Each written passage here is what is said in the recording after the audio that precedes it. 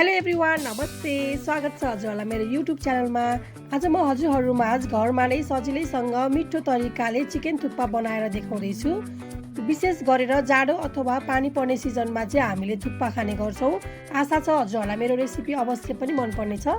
यसको लागि एउटा भाँडामा पानी तताएर यसमा थोरै बेसारलाई राखेर त्यसपछि हाफ कुक नुडललाई राख्दैछु। हजुरहरूले जुनसुकै नुडल पनि युज गर्न सक्नुहुन्छ।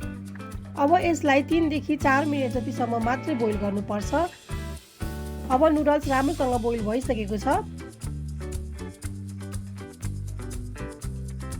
अब यसलाई एउटा स्ट्रेनरमा राखेर चिसो पानीले मजासँगले पखाल्नुपर्छ।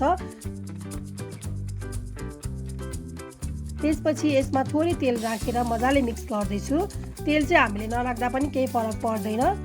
अब एउटा प्यानमा थोरै तेल तताएर म चिकन पिसेसलाई फ्राई गर्दैछु। चिकनलाई गोल्डन ब्राउन कलरको हुँदासम्म फ्राई गर्नुपर्छ।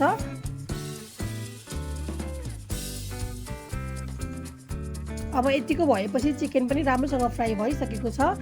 अब म यसमा आधी चम्चा अदुवा लसुनको पेस्टलाई राखेर 30 सेकेन्ड जति चलाउँदै पकाउँदैछु।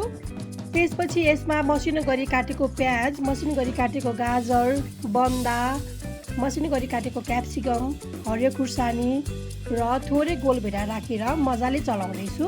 हजुरहरूले आफूलाई कुन कुन भेजिटेबल मनपर्छ त्यही भेजिटेबल राख्दा हुन्छ। यसमा जेसुकै राखे पनि एकदमै मिठो हुन्छ।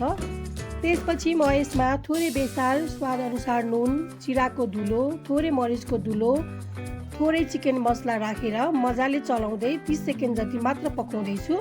हामीले भेजिटेबलहरूलाई धेरै बेर पकाइराख्नु पर्दैन। सबै भेजिटेबलहरू हल्का पाकिसकेपछि चाहिँ म सुपको लागि यसमा तातो पानीलाई राख्दैछु। पानी चाहिँ हजुरहरूले आफूलाई कतिको सुपको आवश्यक पर्छ त्यही अनुसारले राख्न सक्नुहुन्छ।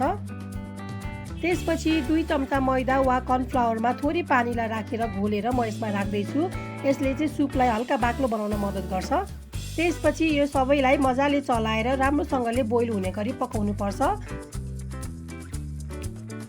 त्यसपछि म यसमा बोइल गरेर राखेको नुडललाई राख्दैछु र सँगसँगै मसिनो गरी काटेको लसुनको पातलाई पनि राख्दैछु। लसुनको पातले चाहिँ थुक्पालाई एकदमै स्वादिष्ट बनाउँछ।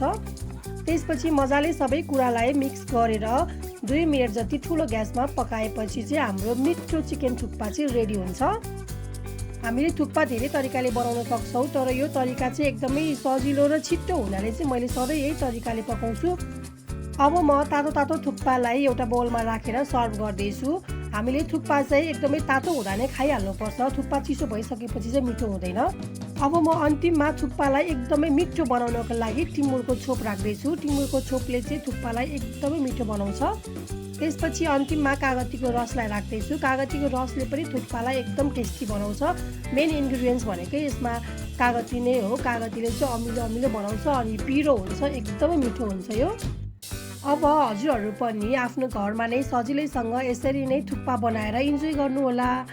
हजुरहरूलाई मेरो आजको रेसिपी कस्तो लाग्यो? यदि मेरो रेसिपी मन परेको छ भने मेरो भिडियोलाई लाइक, कमेन्ट, सेयर र मेरो च्यानललाई सब्सक्राइब गर्न नबिर्सिनु होला। Thank you for watching.